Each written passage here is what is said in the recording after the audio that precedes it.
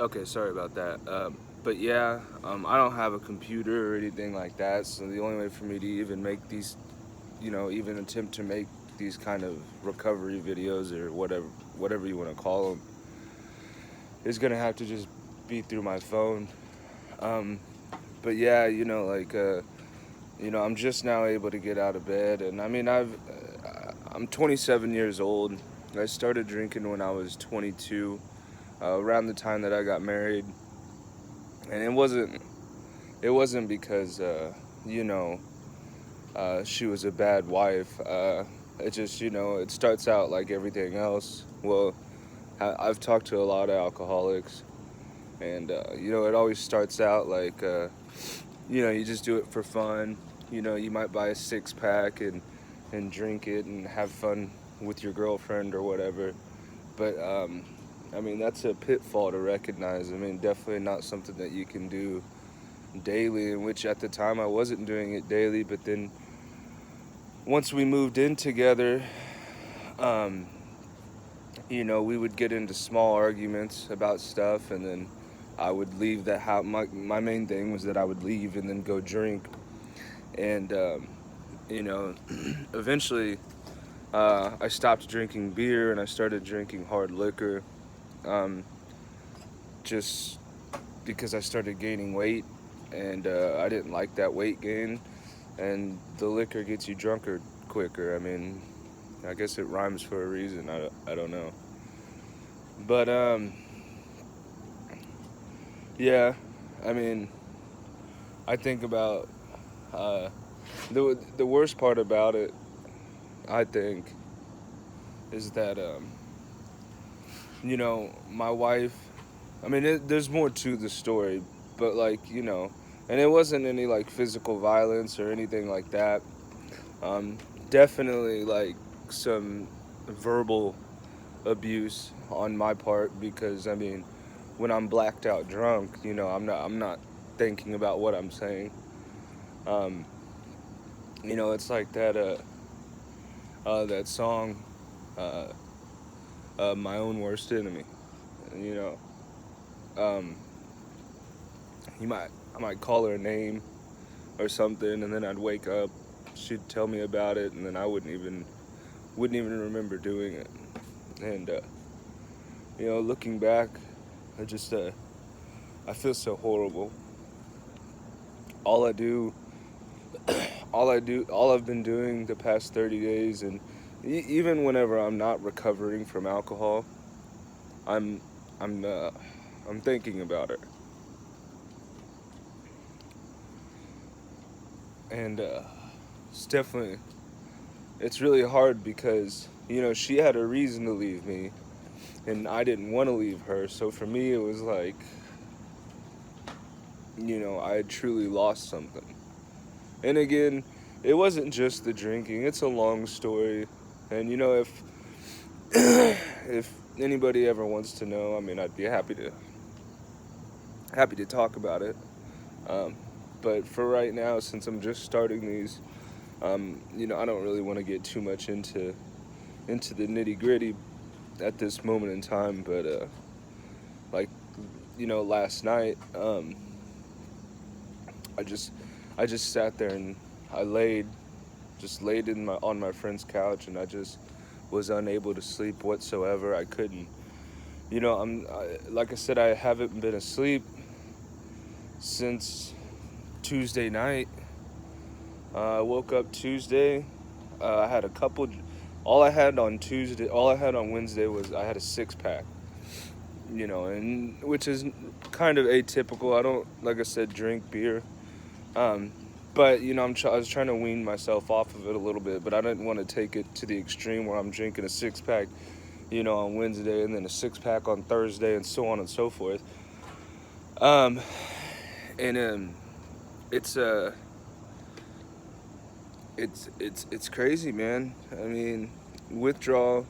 I mean, I've done a lot of research on withdrawal, and they say the the harder drugs like meth and crack and coke and amphetamines and opiates are like some of the worst withdrawals you can go through. And I've never done any of those, Uh, I may have taken an Adderall here or there when I was in college, but I definitely wasn't hooked on it where I was taking it like daily. Well, I can't say that. I was taking like one a day, but I wasn't like taking them all day throughout the day, and I never experienced withdrawals from Adderall. Um, but my dad was an alcoholic. He died of alcoholism. There's actually a video on my channel from when I was a teenager where my dad was just plastered drunk. He couldn't even walk. But it just, the shit makes you just do and say a lot of shit that you wouldn't normally do, especially when you take it to the extreme like I did. Like I said, I really want to get off of it. And I just kind of want to, document my journey a little bit. I've never tried this before. I've tried quitting I'd say about, man, like at least a dozen times. I've gone to AA. I've been hospitalized multiple times for like dehydration and withdrawals. Essentially wasting everybody's time. I mean, they say I'm not wasting their time, but I mean, I work as an EMT, and trust me. I mean, when you get somebody with ETOH, I mean, as long as they're cool, that's all fine and dandy. But there's other people out there who need help more than me, and I'm from Independence, Missouri, which I'm not. I'm actually from Kansas City, Kansas, but I currently live in Independence, Missouri, just because that's where my car is at. That's where a reliable place to sleep is at. My mom doesn't own a house. She lives with my grandpa. My dad's dead, so I don't. I don't have somebody to just kind of give me handouts. I mean, I do. My grandma, she'll help me out every once in a while, but that's really only when she knows that I'm making an effort to be a better person. I really want to make that effort. I mean, as the meme goes, I'm straight up not having a good time. I mean, it was fun maybe 4 years ago, but now that after the divorce, well, which we're not even on paper, we're still married. But it was kind of a nasty breakup, and it's just it was really hard for me. It still is hard for me. I can barely even talk about it. Never seen a counselor, never seen a therapist. It's not that I don't believe in it. I just don't have health insurance, and I have a Medicaid application pending, but we'll see how that goes. I'm trying to get dedicated work. I was working at a small fire department in my area, but during one of my binges, I kind of I was well, the whole, I'll just tell the whole story. I was I was scheduled off at noon, and I left at noon, and I kind of got in trouble for it. Well, in EMS, or I'm sure in a lot of other fields, your EOS, your end of shift.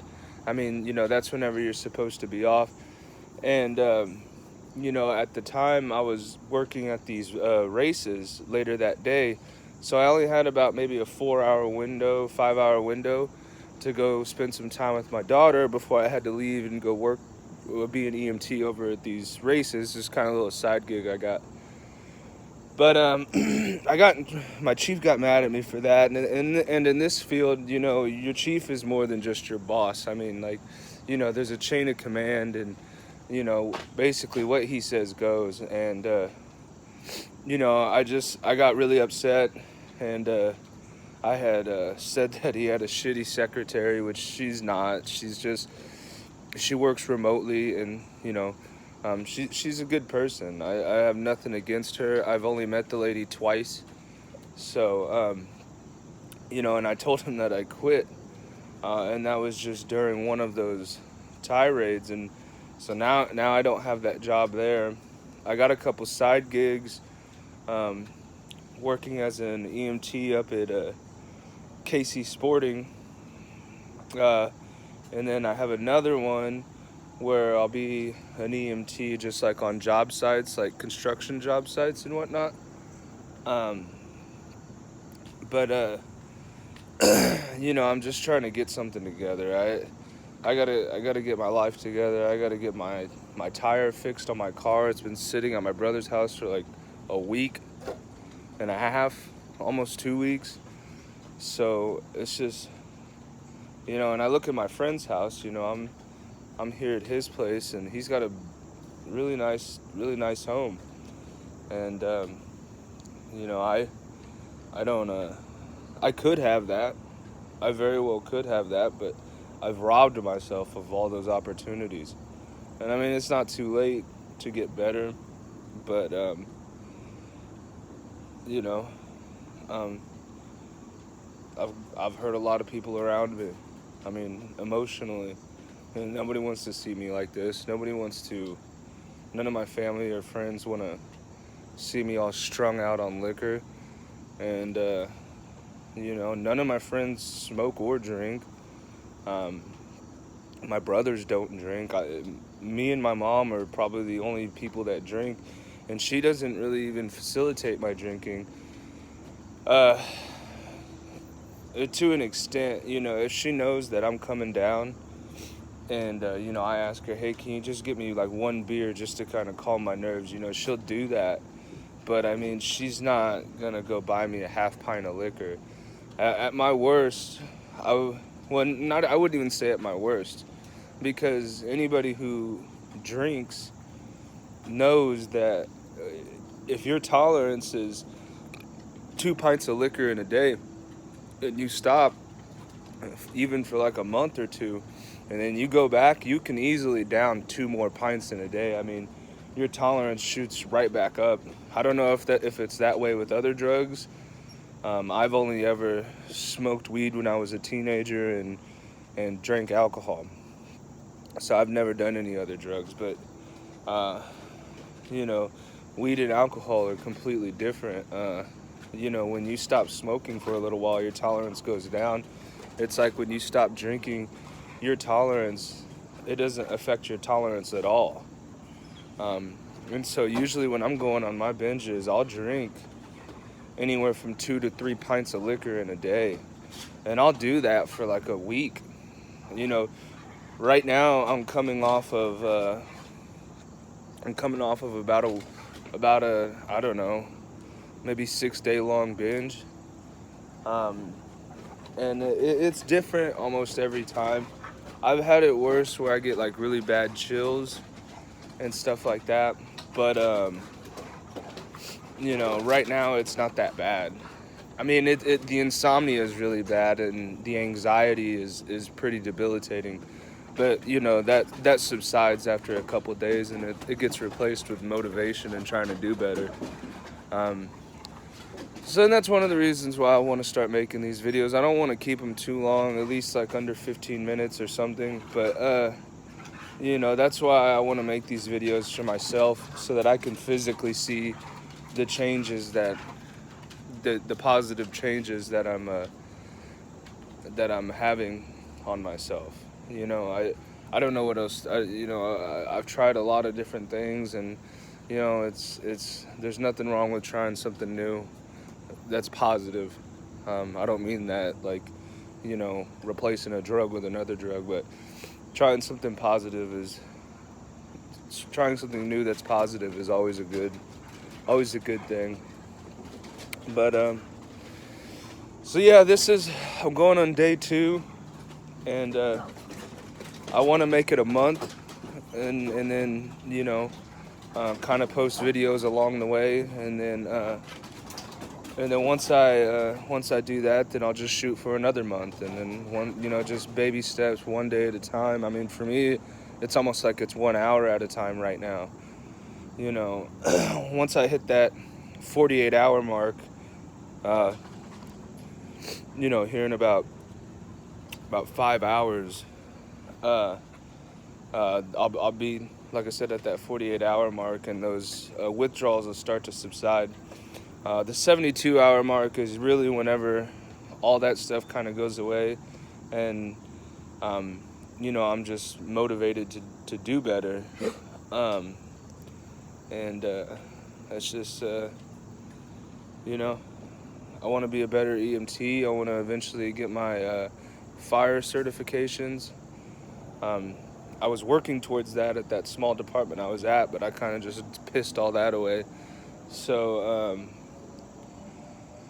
so yeah. Anyway, working on day 2, and I'll try to update when the day's over. I don't know how often I'm gonna do these types of videos. You know, I don't know if I'm gonna do it once in the morning when I wake up, and then once before I attempt to go to sleep. But I mean, I definitely want to try and keep it a regular thing. Like, just talking about it helps me want to do better, and you know, be better. I've just lost so much, and I'm tired of losing shit. It's not fun. Certainly is not fun. But I wish everybody out there who's dealing with stuff that's even worse, you know, maybe you're on a different drug, and maybe you've made it 2 days and you still can't get out. You still can't get out of bed. You know, I've been there. I've been stuck in my bed until 5 p.m. You know, not sleeping, just laying there. Just I don't know why I can't get up. I don't know. You know, when I do get up, I'm shaky. My balance is all off. My cognitive abilities are off. Everything is off. I'm just like a stupider person. Um, and nobody wants that for themselves. You know, I got to get into routines, waking up, drinking coffee, or, you know, maybe doing a little workout. I like to walk. I have a 40-pound vest that I'll put on, and I'll walk about 3 miles. Just something, man. I just got to find a routine, a hobby. I don't really have the money for a hobby right now because I'm kind of in between jobs at this point. But, you know, my grandmother said she would help me fix my car, which I'm entirely grateful for that. And, you know, I'm not going to be a POS and just continue to make the same mistakes, even though people are reaching out to help me, because not everybody gets that help. You know, where I'm staying at now, I mean, there's homeless people everywhere. They have nobody to, they're panhandling, you know, and I just couldn't imagine being like that. I mean, I feel bad for those people. I truly do. Because nobody wants that for themselves. I mean, who wants to be on the side of the road asking for money? I mean, you have to be really down on your luck to be doing that, in my opinion. And you know, these people are strung out on meth and crack and heroin and just you name it. They're strung out on it. And I couldn't imagine being like that. But I mean, I'll be there too if I keep this up. You know, I've only been drinking for 5 years. I'd say I've been an alcoholic for 3 of those 5 years. The better part of 3 years for sure. And so yeah, I'll probably sign off now, and then check back a little bit later tonight whenever I get through the day. It's 1 hour at a time. 1 hour at a time. You know, if I can do it, anybody can do it. Because trust me, I've lost jobs. I haven't lost any friends, but I've lost jobs, and I've lost relationships due to drinking. And it's real depressing, and I hate thinking about it. Especially my ex-wife. I mean, Jessica was probably one of the best things for me, and I pissed that away too. So, anyway, hope you guys have a good day. I'm gonna try to make it through this day. and then the next day I'm gonna get to see my daughters tonight. Their moms are going out to the bar, so I'm gonna take care of the kids, and then Sunday I gotta take care of my daughter again because her mom's going to a concert. So yeah, I got a positive weekend ahead of me, just spending time with the kids. So all right, guys, take it easy. I mean, maybe nobody's probably gonna watch this, but I'm doing this for me. So bye, Bobby. Hope you have a good one and make some positive decisions. Do something right with your life.